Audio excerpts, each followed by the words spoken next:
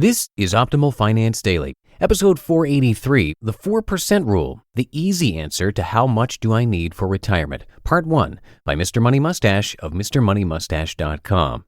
And hi again, everybody. I'm your narrator, Dan, here each weekday reading to you from some of the best personal finance blogs on the planet. And I'm back today with a post from one of our regular authors, Mr. Money Mustache. This is a popular article that has been referenced in past episodes. Actually, exactly 1 week ago, Michelle Schroeder-Gardner mentioned it in her post that I narrated for you. But before we get into today's content, this episode is being sponsored by Smart About Money, a free website brought to you by the National Endowment for Financial Education, which is a nonprofit dedicated to helping Americans take control of their financial lives. To learn more, visit smartaboutmoney.org/OFD. That's smartaboutmoney.org/OFD. For now, let's get to our post as we optimize your life.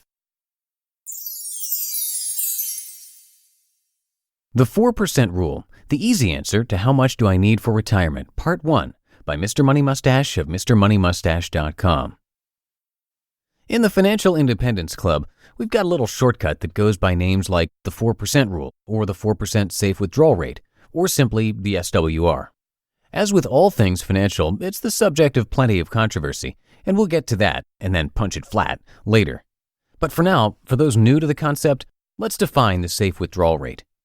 The safe withdrawal rate is the maximum rate at which you can spend your retirement savings such that you don't run out in your lifetime. That sounds nice and simple, but unfortunately, it's an unpredictable thing to nail down. After all, you don't know what sort of roller coaster rides the economy will take your retirement savings on, and you also don't know what rate of inflation will persist throughout your lifetime.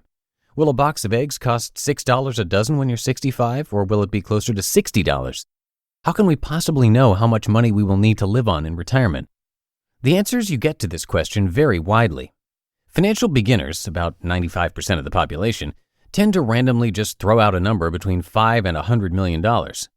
Financial advisors who aren't mustachians will tell you that it depends on your pre-retirement income, with the implicit assumption that you are spending most of what you earn, and the end answer will be somewhere between $2 and $10 million.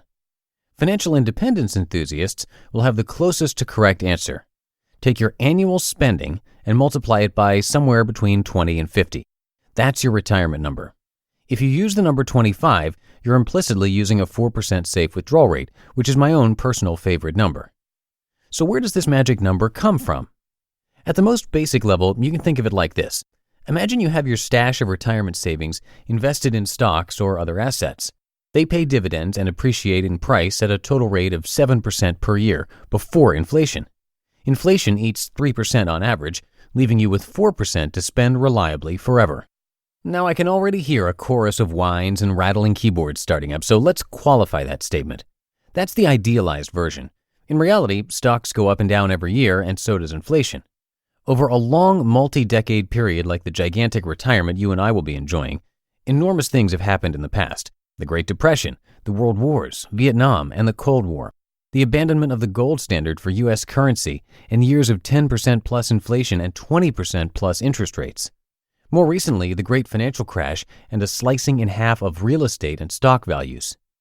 If you happened to retire in 1921 on a mostly stock nest egg, you would have experienced an enormous stock run-up for the first 8 years of your retirement.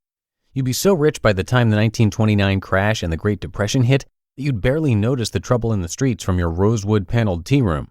On the other hand, if you retired in early 2000 while holding stocks, you saw an immediate and huge drop in your savings along with low dividend yields, and your stash may be looking pretty sparse today 12 years into retirement. In other words, the sequencing of booms and crashes matters. Ideally, you want to retire in a time of low stock prices just before a long boom, but you can't predict these things in advance. So again, how do we find the right answer?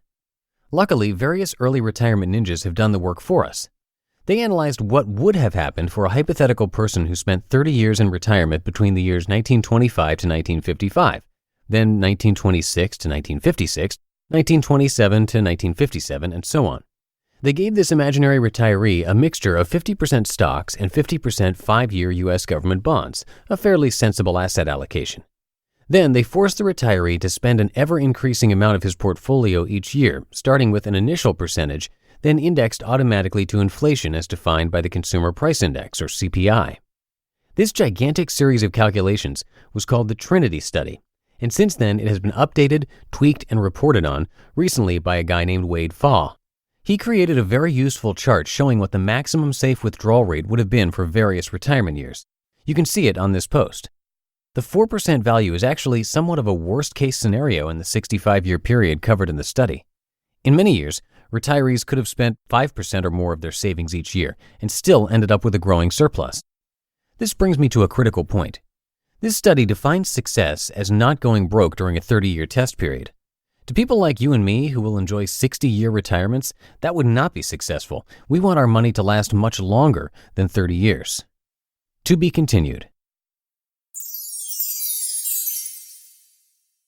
You just listened to part 1 of the post titled The 4% Rule, The Easy Answer to How Much Do I Need for Retirement by Mr. Money Mustache of MrMoneyMustache.com. And I'm going to finish up this post for you tomorrow. In the meantime, you already know that having financial smarts will help you live your best life. So take your financial know-how game up a notch and reach your financial goals with Smart About Money. It's a free website from the National Endowment for Financial Education, a nonprofit dedicated to helping Americans take control of their financial lives. Smart About Money's articles and courses are designed to answer your unique money questions and to learn at your own pace. Each course is around 45 to 90 minutes, and you can always come back later to finish it. They cover building an emergency fund, taking charge of your housing expenses, and planning retirement. Now, you might be thinking, nothing's free, so what's the catch here? Well, with Smart About Money, there's no catch, no hidden agenda, and no cost ever. Visit our special page at smartaboutmoney.org/OFD to get started and find out what they recommend for our listeners.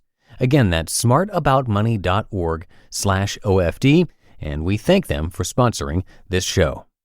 And that's it for today. Have a happy Wednesday, all of you. I will see you in the Thursday show tomorrow. That's where we'll finish up this post from Mr. Money Mustache, and that's where your optimal life awaits.